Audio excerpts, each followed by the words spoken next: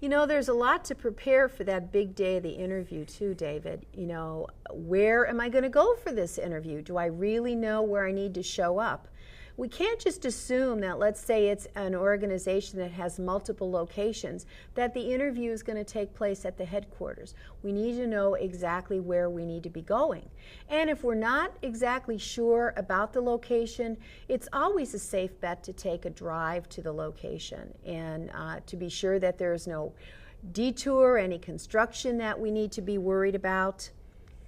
Something else that people get concerned about these days is, what do I wear for the interview? In today's world with business casual, it can be very intimidating. I tell people, you know, don't be alarmed if you walk into the interview and you are actually dressed a little more formally than the person who's doing the interview. But I consider it to be a sign of respect if you are dressed a little more formally. Probably a good idea to dress one level above for the interview. And if you're really concerned about what to wear, you know, ask the person who's scheduling you for the interview, you know, what might be appropriate attire. You know, sometimes they might even be taking you on a plant tour, so you want to know, you know, about proper footwear, etc., to come in. You know, in addition to actually dress, there's that whole issue of appearance too. People that have tattoos, for instance, need to be aware of that and cover those for the interview. If you have any visible body piercings, is to remove those adornments. Also earrings. Gentlemen that have earrings should remove them, and ladies should limit it to one small earring in each ear. And then other things in terms of hygiene is actually to be sure that you know, to be generally clean, you know, to bathe, have short, well-manicured fingernails.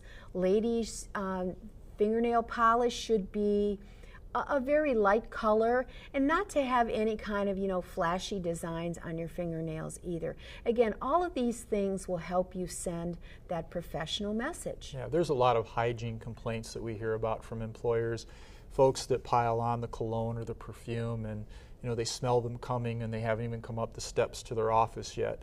And a lot of people are allergic to that kind of stuff, so you don't want the employer remembering you because you're the person that came in that made their eyes swell shut. Another one is breath. Best way to take care of breath: brush your teeth, brush your tongue, gargle. You've got good for a couple of hours after that your breath should still be fresh. Sure. And in today's world of electronics, you need to be sure that you're not bringing that cell phone into the interview. Turn it off. If you're driving to the interview, in fact, leave the cell phone in your car, because you don't want to forget and have that go off. You sure don't want to be sitting there doing any text messaging.